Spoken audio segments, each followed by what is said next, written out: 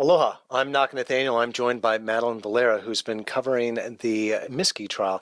The Miske trial, of course, is the organized crime trial that's been going on, and it's a pretty complicated trial. And I sat down with Ian Lind a while back, and you can find these videos on YouTube to get more perspective. But this trial is not even halfway done. What's been going on?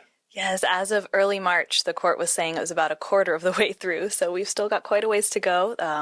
Hundreds and hundreds of witnesses, thousands of exhibits to look at.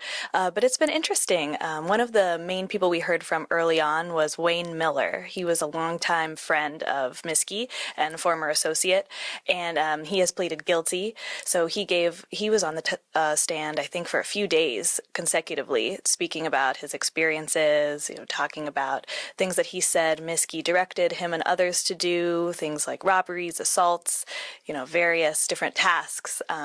So that was a very interesting few days in court.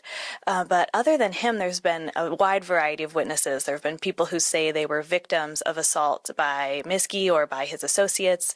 There are people, who also say they worked alongside of him to do various different types of criminal activities. So it's been pretty broad, the testimony that we've heard so far. Also, we've had law enforcement witnesses as well. So it's been a really interesting trial to cover.